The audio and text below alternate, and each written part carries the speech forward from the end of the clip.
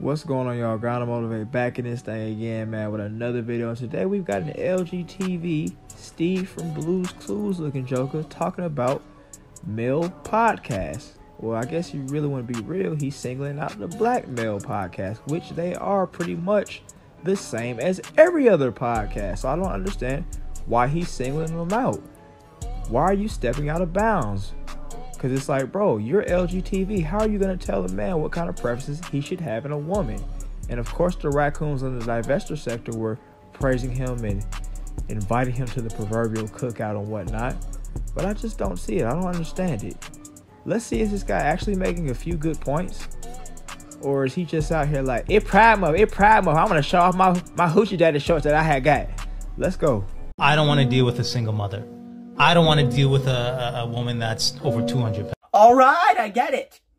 I promise. I got it the first time. I got it the second time. I got it the third time. How many goddamn podcasts do we need? Some man coming up in here and telling me what he likes to suck and what he likes to completely unprovoked. Nobody asked. I just see these goddamn videos on my For You page every time I press not interested. So I will give him that. The podcasts are pretty much annoying at this point. Everybody and their mama decided they want to do a podcast. They're all pretty much the same. It's like they talk to a bunch of stupid women. They talk about the same subjects you could probably talk to a girl at the gym about. But it's like, if you're so tired of them, don't watch them. In particular, I don't watch them. I don't watch Fresh and Fit. I actually put do not recommend from this channel on Fresh and Fit. I don't watch Saint the Sinner's podcast. I don't watch Kevin Samuels. It got boring after the couple, 2, 3, 4 times. I don't watch any of the other guys' podcasts unless I'm looking for recon and content. So I don't really understand why you're watching them. First off, as an LGBT man. Secondly, if you know so much, why are you watching them? And then also, why are you talking about how these guys are talking about how I want everything, I want to suck and bust. I want to suck and bust on everything, bro. When you're LGBT, bro, LGBT people are the most out here relentless. I'm going to show you what I want to suck and bust people in the world currently right now. You guys are showing kids what you want to suck and bust at the bar, on field trips. For what reason? I don't know. And then you've got offset parents that are like, oh, we okay with it. We okay with this. And there's nothing wrong with being LGBT because everybody can love who they want and do what they want. But if you're going to be mad about dudes on the thing talking about, oh, yeah, man, this is what I like. This is what I want to do. Bro, you have to look at yourself first. Let's get it. I scroll away. I press not interested. I scroll away. You come back for more. You won't leave me. I'm sick and tired. The women you're talking about are tired. The women you're not talking about are tired. The men in the back are tired. The non-binary people are asleep. We all want to go home and you will not let us. It is June 2022 and we are still doing this shit. What is it that you need exactly? What do I have to do for you to leave me alone? Was it me?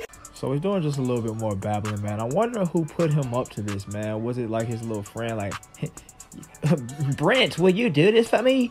And then he was like, girl, I do it, but you gotta hook me up with Jamarvius. I know he got that BBC, girl, and I know he's straight, but he was looking at me with his hoochie daddy shorts on. So could you put a word in after I do this video?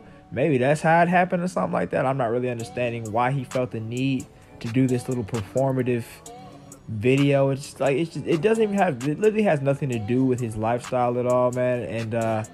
And shout out to all the LGBT folks that support me, man. I'm not gonna sit here and act like I'm just out here bashing LGBT folks, man, because I do have 1 or 2 friends that are actually LGBT friends, and they have actually given me some solid advice when it comes to like a situation maybe I had with a girl or something like that, or even intercepting a girl, because you know them girls be comfortable around them, so you can be like, hey, bro, what she be saying, bro? And then he'll be like, yeah, she said this, this, and this.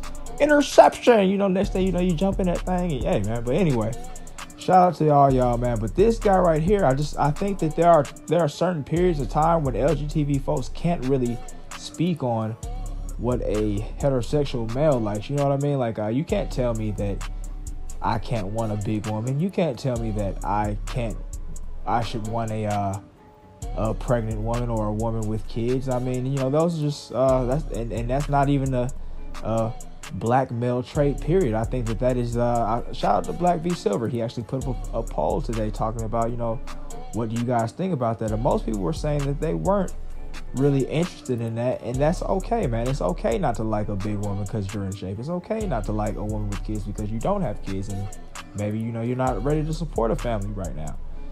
But you know, I'm just, yeah, I don't really understand who put this guy up to this. Let's keep going and see what he says. Did I come up to you with a Glock and tell you to go put your in that single mother over there or else I'm gonna shoot? I don't recall doing that at any point. You don't want to sleep with these women? Don't. Like, what do you want me to tell you? Do you want me to somehow, like, summon all of the magic in the world to make the women you actually want to sleep with you? I can't do that. I don't think God himself can do that at this point, as a matter of fact. And then you want to be like, oh, well, I'm only saying it because I'm being shamed. No, you are not. You are coming onto the internet and publicly announcing this information. Every Friday, you need to make a presidential inaugural speech about why you don't like bitches. It's if I came onto the internet every day and was like, I goddamn hate people who eat cheesecake. And to the guys that do maybe like them a little more plump, or, you know, maybe you don't mind stepping in and, you know, continuing a family that somebody else may have started or something like that. You love the kid and the girl at the same time, and that's just how it works. You got the funds and you want to do it, man. It is what it is, man. Don't let these red pill jokers change your mind, man. You should have a mind of your own. I used to say it all the time in my old videos, man. Don't be a duck. These red pill guys, they don't really care about your life. They only really care about theirs. They're just saying what they want to say. You shouldn't be goddamn switching up how you feel just because you hear a couple of these little silly jokers say something. But I still, for one, am not going to be part of that crew. But if you want that, man, it is okay, man. Live your life. Let's go. All the people who eat cheesecake are gonna get mad at me. It's just common sense. I absolutely refuse to believe that you are just walking into Walmart and everybody there just somehow senses that you've never stuck your schlong inside of a fat woman before, and then they all, like, start running after you with pitchforks. What the no, that's not how that works. And then you want to be like, oh, well, I'm just giving advice. I'm trying to help these other men. Well, what advice? I ain't seen you give advice one time. Not once. It's like going to the guidance counselor in high school and telling them you want to kill yourself, and then they're just like, well, your grades aren't that good, and send you back to class. You aren't helping.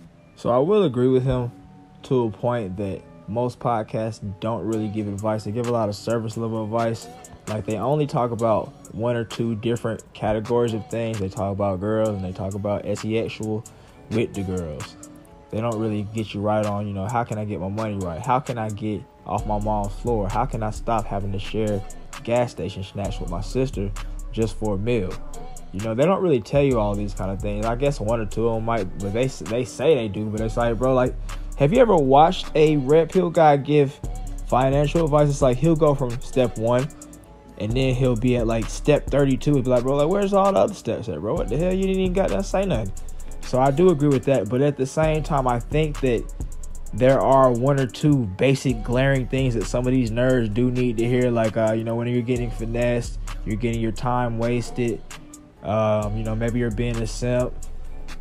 Yeah, I think those are things that, you know, men should understand, even if I don't know. I guess if they, for some reason, they get taught that by their dad or just life lessons in general, I guess they do kind of need that. But I do agree with him overall that, you know, there's not very much help. It's just kind of for entertainment.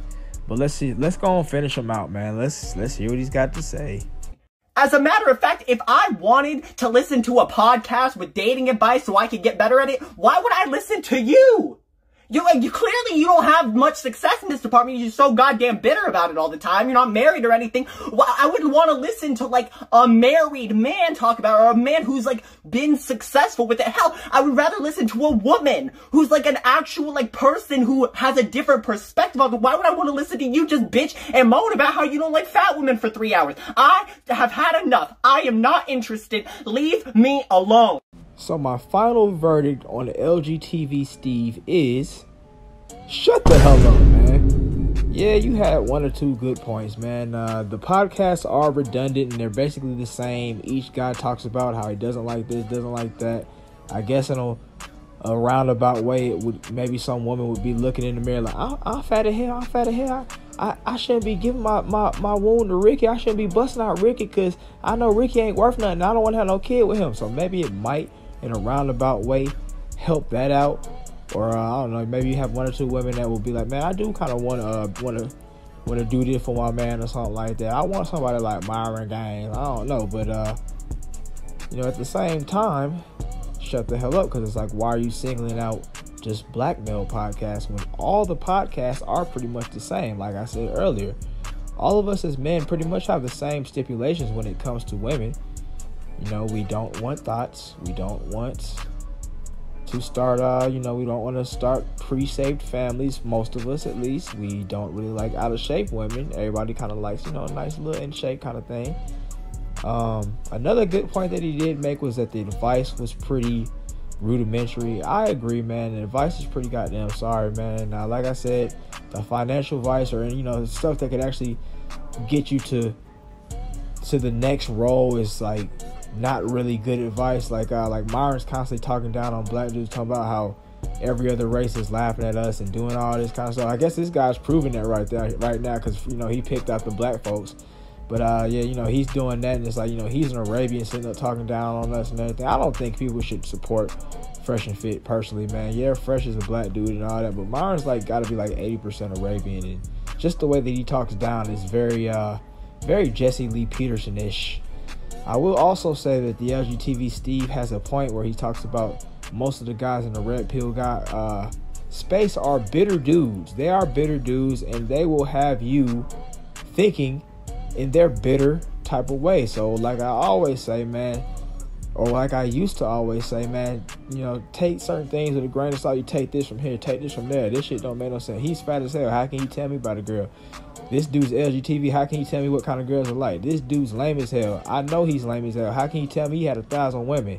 You got to sit there and think about all this kind of stuff when you're listening to these dudes and think critically for yourself. Would this shit really work in a real life setting for me? Come on and think about that, man. With the way that this guy's talking to a girl, would that really work in a real life setting?